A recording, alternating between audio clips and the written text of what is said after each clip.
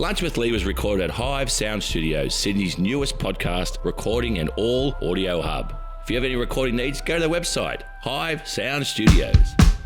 Hello and welcome to Lunch with Lee. I'm your host, Shane Lee. Today on the show, George Calombaris, a Greek-Australian chef, restaurateur and TV personality, voted Best New Chef in 2008, George's own and run hatted restaurants including the Press Club, Mahar Bar and Grill, Hellenic Republic, Belvedere Club, George's Mediterranean, and right here today we're at Double Happy, just to name a few. He was part of the MasterChef team from 2009 to 2019, and only outside of cricket, that was the #1 show in India. He's a football maniac and a Melbourne Victory #1 ticket holder. Hello, George. Welcome. Thank you. Mate. And my next guest, a guy I've known for a long, long time, Max Markson, an English-born Australian publicist, promoter, celebrity agent, author, and PR man. He's worked with the likes of Bill Clinton, Nelson Mandela, President Bush, Mike Tyson, Kim Kardashian, and Arnold Schwarzenegger. Through his firm, Marks and Sparks, he's helped raise more than $40 million with charity. He started his career as a DJ, and he loves rock and roll. Hey, Max. Hey, well, that's an introduction. Great introduction. Thank you. Hey, George, I want to ask you, mate, I'm a bit of a foodie myself. So when did you first fall in love with food and want to become a chef? At what sort of age? Yeah, that's it. That's a good one because I was parents immigrants. Dad worked his butt off just to put us all through school and sent me to a private school, which probably was a bit of a waste of money. But yeah, I don't think there was a day where I went, I want to become a chef. Okay. I just knew I always loved food and I loved the power of food because food doesn't discriminate. It's not racist. It's the common language of the world. Yep. So I really love the power of it. Brings people together. Sorry? It brings people together. It sure does. Yeah. It sure does. And the power of food, even when you're sick, Yes. is incredible. So it was that moment where I think I was sort of year 10 when I remember sitting in one of those you had to go and see the looked after. I forget the correct name for that human that would you sit there and go, what do you want to be when you grow up? Oh yeah, yep. And I went, I don't know, but I like food. And they go, Careers officer. Careers officer, that's it. Yep. And he's going, why don't you go and become a chef? I'm going, okay, all right. Didn't even think of that. Yep. But I go, do we do cookery here at the school? This was a school in Melbourne called Mazenod, a Catholic boys' school. That bred some incredible footballers, AFL footballers. And they went, no, but we've got we're affiliated with Avila, which is our sister school. We can send you there every Friday. And in my head, I'm like, hang on, I get to go to a girls' school every Friday. Yep, I'm in. I'm there. So every Friday I'd go down there and do home economics. And then, Dad went, right, if you want to be a chef, yes, you need to go and get a part-time job and start. So I washed pots and pans in a local pasta restaurant in the southeastern suburbs of Melbourne. And one thing led to another. And here I am. I mean, it's been an incredible path so far with, what food has given me or this industry's given me is something really special. I've traveled the world. I've met the most extraordinary people. Sure. Forget what I've eaten, but more importantly, what this has eaten and this has eaten. And who you've shared it with. Yeah, That's important, yeah. Exactly. Yeah. And the opportunities that it's given me has been absolutely phenomenal. And the lessons. Yeah. Because I was never good at anything else apart from cooking. I never won a ribbon. I thought I was a good soccer player. I was actually horrendously bad. My son's an incredible swimmer and a pretty good soccer player. I just don't know where he gets it from. But he's a horrible chef, or a horrible cook at home. So, I'm very grateful for that little moment when I said I want to become a chef. Some people in your youth can have a big influence on your career. When it comes to celebrity agents, in this country, you're #1 by a long way, mate. Some of the people you've worked with, I've got so many questions to ask you, but how on earth did a young boy sign AC/DC for £300 in 1976? Wow. Talk me through that. I turned 18 in 1974. Yep. And before I got 18, I had to book BBC Radio 1 disc jockeys in a nightclub, and I was promoting these BBC Radio 1 disc jockeys, and we did really well with a mate of mine called Martin Levitt. And then in 75, we did it again in the summer, just in Bournemouth on the south coast of England. And then in 76, we had to do it again, and I was doing it by myself by this stage, and I put on a rock band, pop band, whatever,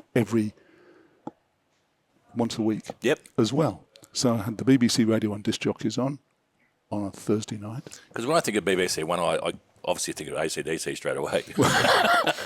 And then I put on a series of rock bands. And one night, they rang up and we had a different band on every week. And I got offered AC/DC. I didn't know who they were at the time and still don't at this day. Yeah. No, I don't. But no, they were 300 quid. I said, okay, 300 quid, I can pay that, we'll do that. And that's how I did AC/DC. Wow. And that was when they were probably on their first tour or second tour or whatever, when they were kids, when they started. Yeah. Amazing.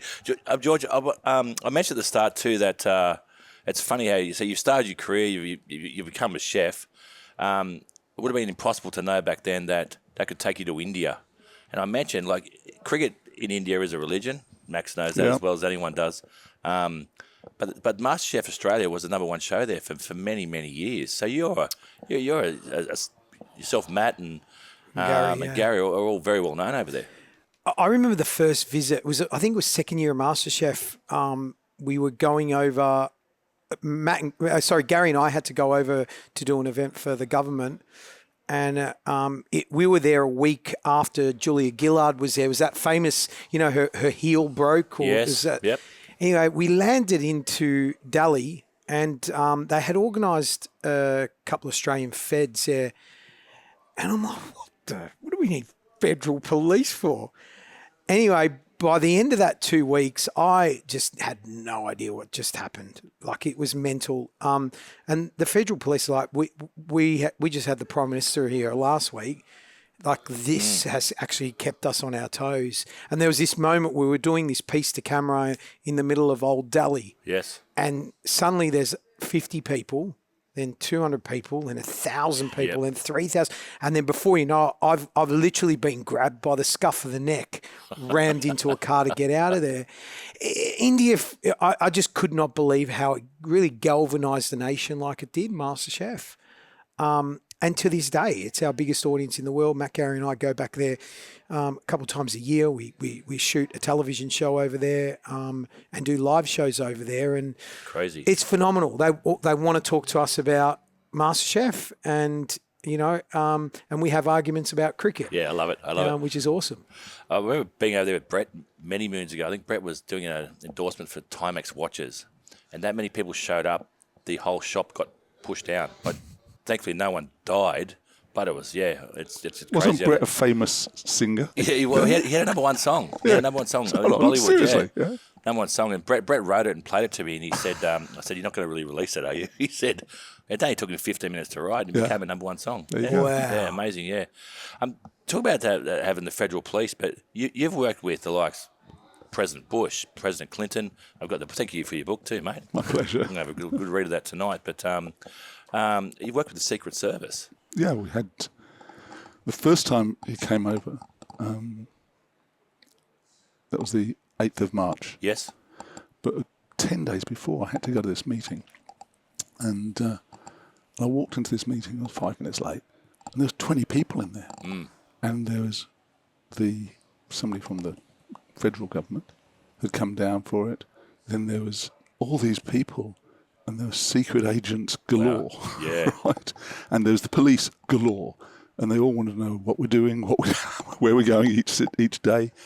And then a week before he actually came, one of his staff came over, and we had to walk through everything we were doing for 7 days, so we knew where we're going, what we're doing, and it was just phenomenal.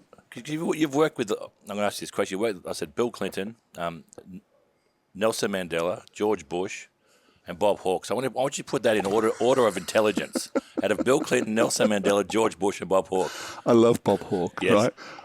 He was my first deal with him is I did the deal for him to sell what became his second wife story, but with his first wife as well.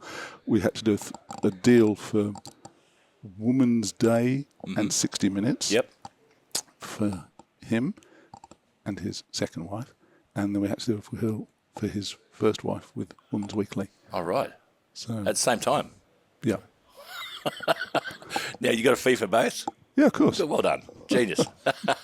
What was George W. like? It wasn't George W. It was George. Oh, Senior.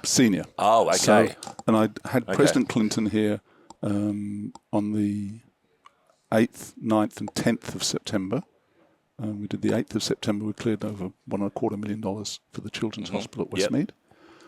On the Sunday night, the 9th, we put 40 people in a room with him for $50,000 a head for the Labour Party. Wow. And on the Monday lunchtime, we had 30 people at $20,000 a head. And then he flew up to far north Queensland. And then 9/11 happened. So everyone's ringing, oh, where's President Clinton, and all this sort of stuff. And a military jet came from Guam to pick him up and take him back to America. 2 months later, I had President Bush Senior there. It's for Melbourne Cup Day. I had one event with him. And then I brought President Clinton back for a second time in February, early March 2002, and we did Perth, Adelaide, Melbourne, Brisbane, and Sydney. So I did 5 events in 8 days, and he played golf about 6 times. And was he charismatic in person as he came across when he was... He's just fantastic. I love him. Yeah. I mean, he really is a fantastic person. Yeah. And we had 60 Secret Service agents in the country at the time. Wow. And I went on the road with them for a week before just to go to every single event. And we had met them a bundle of them in Perth and a bundle in Adelaide, Melbourne. So every cap city went out with them. And they're good people too. Hey, George, I was going to ask you your time on MasterChef and how much do you know about the actual the budding chefs or cooks, when you want to call them? How much do you get to know them offset? Like, do you spend a lot of time there, or are you just coming in towards the end and examining the food and giving your thoughts? The three of us were very good at doing a lot of work off camera. Okay. I remember being told by Eddie Maguire right in the beginning, he goes, you don't get paid to be on camera, you get paid to wait with television. And that was very true. But so I made a massive effort to go and spend a lot of time in there with them. Not so much, what to cook, because that would then play a bit of an unfair advantage. But really, because it was pretty full on for them. Because not only they, and I can only speak for the 11 years we were on there, but we're trying to help these people change their lives, get into a really interesting industry that's pressurized, but also they've got cameras in front of them, and lots of them, and producers, and that changes it all up. And I say to qualified chefs, you think it's easy? No problem. I'll come and stick 5 cameras around you and cook for me now. Changes it all up. And these are amateurs. So we spend a lot of time with them, and a lot of them now, are mates, are friends, are colleagues, are doing exceptional stuff globally, which we're all a little bit, we're proud of. I think that was the beauty about MasterChef. It was never about Matt, Gary or George. Yeah. It was about the talent, the talent and bringing out the best we could of them. And they knew, no dickhead policy. The 3 of us were never driven by a producer telling us, you've got to have them on because they're ethnic or they're Yeah. black or Yeah. they're Chinese. Like, get away from me. Yeah. Not interested. Not interested. We were mafia, the three of us. You do not tell us who we're putting on, because it's on us at the end of the day, and we've got a responsibility. Before sort of celebrity chefs, it was down to either your mother or your nonna or someone in your family to teach you how to cook. I know I love cooking myself, and I've been taught by the likes, watching shows like MasterChef or watching, Gordon Ramsay or whatever show it might be. Has the role, Max, of the celebrity changed in recent times? It seems to be now with social media, there's a lot of people who are celebrities. They don't really stand for anything. They're just celebrities because they're famous because they've got so many followers. Well, that's one case of it. Yeah. The other one is there's these shows. Like, I was speaking to one of the guys from Married at First Sight this morning, right? But like Married at First Sight. I don't mind that show, by the way. I can honestly say, and I told the guy this morning, I've never watched the show in my life, Married at First Sight, right? But I've managed a few of them and managed them and speak to them. I just think celebrity is part of the world. Yeah. So it used to be you can't touch them. Now everyone's a celebrity. Whether it's 50, everybody gets their 15 minutes of time. Yep.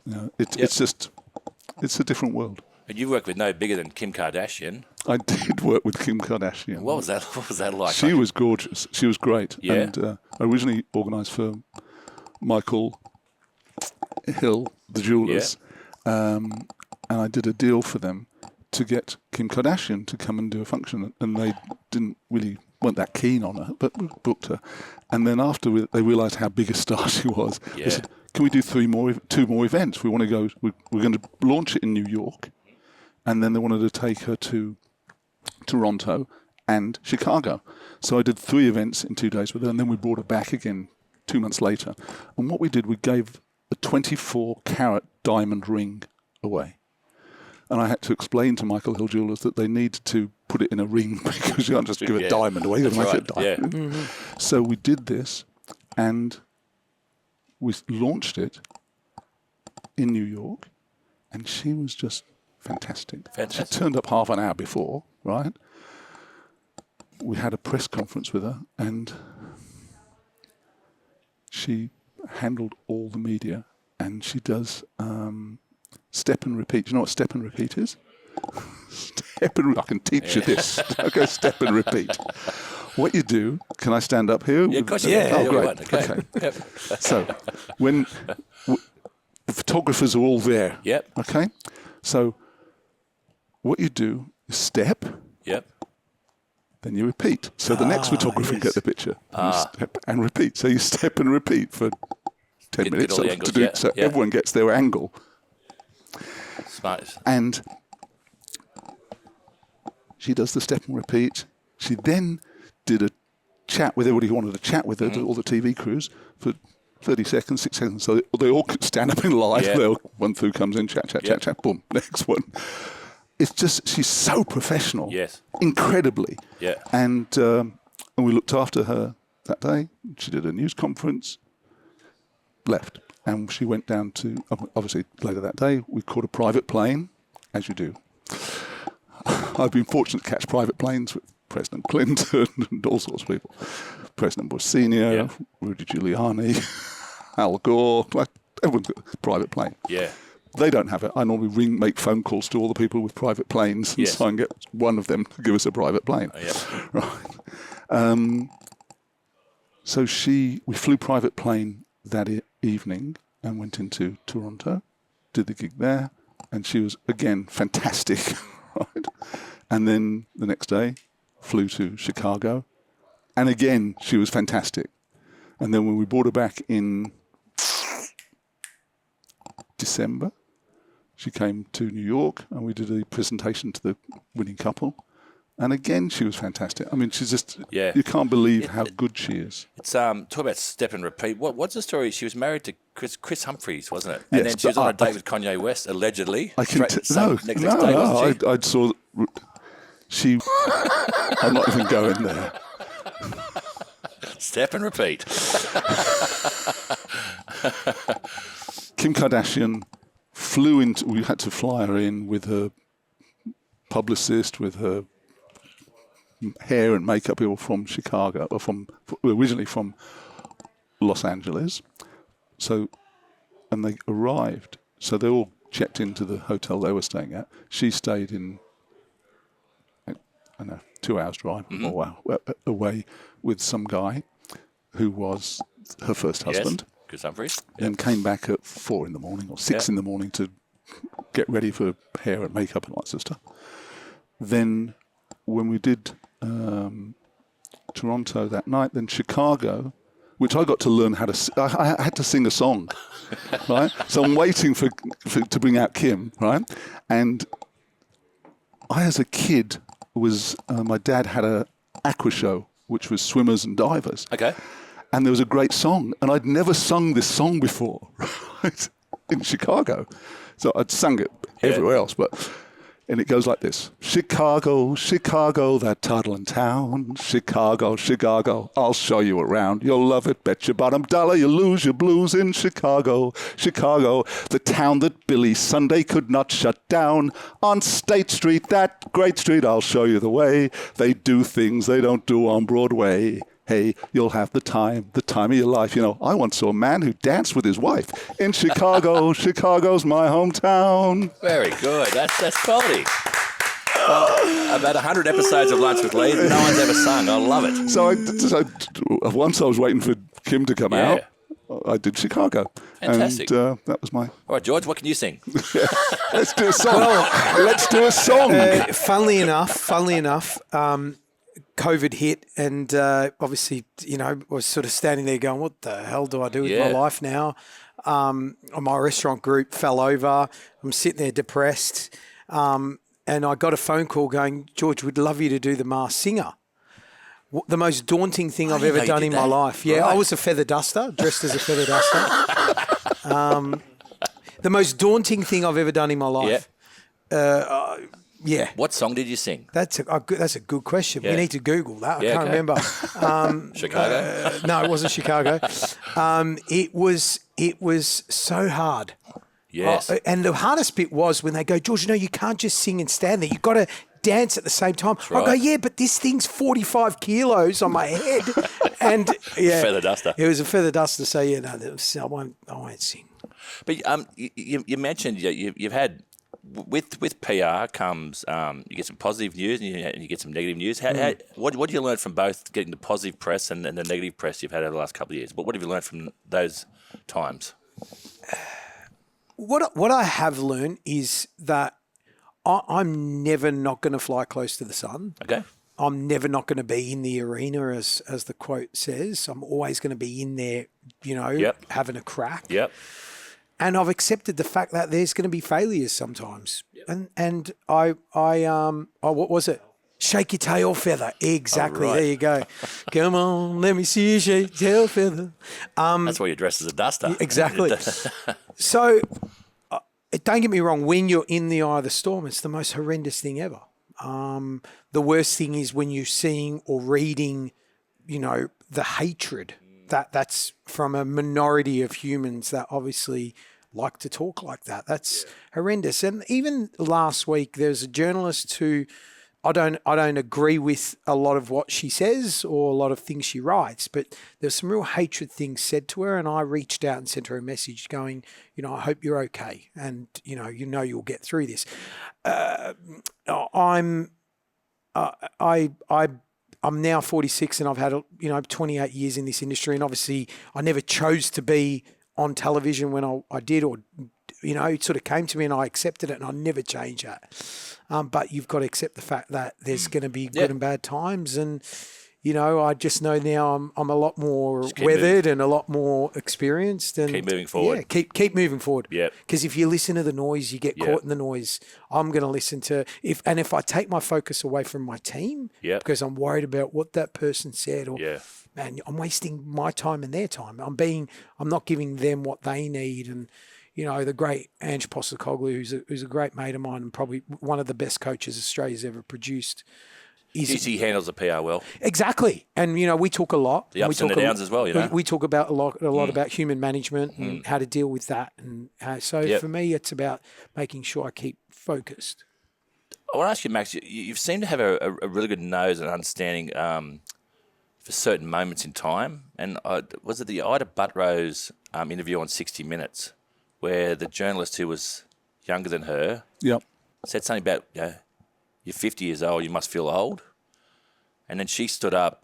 What was her response? She responded She said something like, how old are you? Yeah. And the journalist answered 30. I Yep. said, well, to 15-year-olds, you're old. Yeah.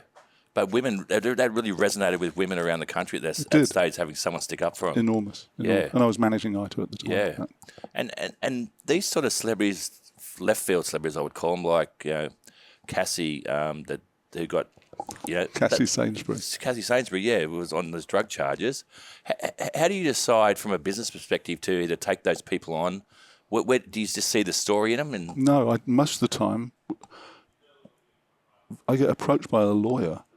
right. And at that time, I got approached by the lawyer and said, can you look after? Right. Because Okay. they've been burnt by Yep. 2 TV channels and they weren't getting money and they needed money to pay for her. And so I said, sure. And I said, signed the contract and I signed it with the mother and we did deals. I've done deals for like 6 years or whatever, 7 years. And now finally she's come home and she's working out of Adelaide, I think. Yeah. I ask everyone who comes on lunch with the same question. I'll ask you first, George. But a young boy or girl wants to go into the industry of food, hospitality. What advice would you give them? Look, obviously, if you're thinking that, if you're thinking about it, money is a byproduct of something that you love doing. So don't worry about the money, and don't rush. We've got a tendency, especially in Australia. How do you tell 14-year-old boy or girl not to rush these Everyone days? wants to be everyone wants to be a CEO at 28. Yeah. Just calm down. Don't rush. I agree. I love the Japanese for the fact, especially within my industry, they master the art of, making sushi or, tempura or whatever before they go on, and it takes time. Don't rush. Enjoy it, be in it, and eyes wide open, listen.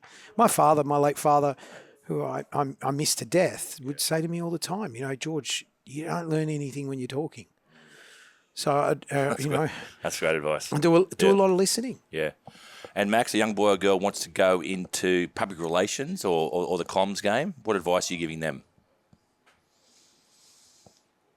If they're really young, I say don't start yet. Yes. Sometimes I get calls. Yeah. I've got my daughter who's 12 years old or whatever. Oh, yeah. But if they're going to go into this business, just work hard. Just work hard. Whatever you have to do, work hard at it. Yep. And go in early and go home late. So you can't just do 9 till 6. You've got to do more. 7 till 7 or whatever. Yeah. You just have to work longer hours. And my 3 tips for success are persistence, enthusiasm, and focus. Mm-hmm. And if you can only remember one of those words, persistence. Persistence, yeah. Be persistently persistent, yeah. Yeah. That's a good way.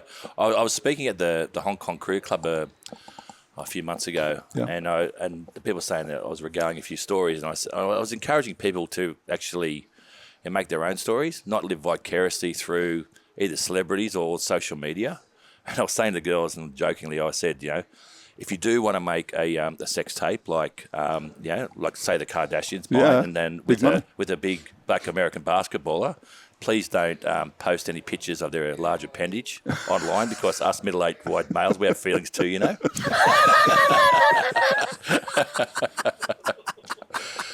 I know. Anyway, I got to laugh. But listen, I want to thank you both for coming to lunch with Lee. We're at the Double Happy restaurant. We're about to sit down, have a beautiful feed. George, mate, pleasure, mate. No, thank you. One last question. Yes. The big difference between Sydney and Melbourne. And I know in Melbourne they hate Sydney siders. We don't really care about Melbourne people, but have you found a real difference there?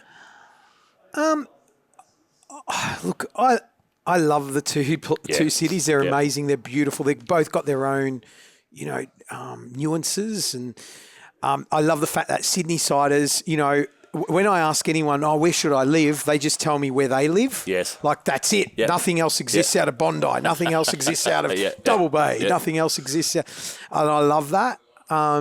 They're two wonderful cities in terms of the food scene or what the industry I'm in. It's world class.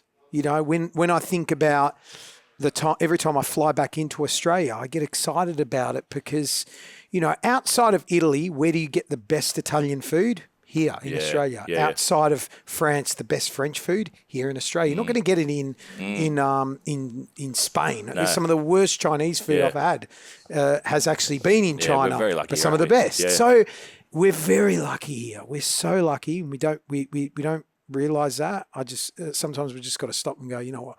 It's a wonderful country we live in. And that Hong Kong trip, by the way, Max, I took with me one of your former clients, Greg Matthews. Yeah. Was he an interesting guy to work with? He's great. Yeah, I had the ball with Greg. Yeah, so did I. Had a ball. Well, when we were getting on the plane to come home, Greg was there. His jeans were low riding. He had a busted thong. His shirt had a few stains on it, and he was asking all the people in business class for their toiletry bag, because he likes to give them to homeless people. He looked homeless himself. He got about 5 of them, which is good. Fantastic. That's it. Thanks for coming on the show, guys. Really appreciate it. Thanks, Thank Max. you. Cheers. I'm going to read your Thank book, mate. I can't wait to read it. Thank you. George, thanks, Thank you mate. so much. Cheers, guys. That's it for Lunch with Lee this week. A big thank you goes out to our guests, Max Markson and George Calombaris. And thanks to Double Happy Chinese Restaurant for having us and the amazing food we had today. Thanks to our sponsors, Hive Sound Studios, Richard Bowman & Co. and Sydney Beer. Make sure you hit follow on Apple Podcasts or Spotify or wherever you get your podcasts from. And can you do us a big favour? Hit 5 stars. And if you're there and you're passionate, please leave a review. And come check us out on Instagram at @I'mAtLunchWithLee. Our official Lunch with Lee photography was done by Felicity Kelly. You can find her on Instagram at Felicity Kelly Portraits. And once again, thanks to our super producer, Dan McHugh. We're back next time with some more cracking episodes of Lunch with Lee. We'll see you then.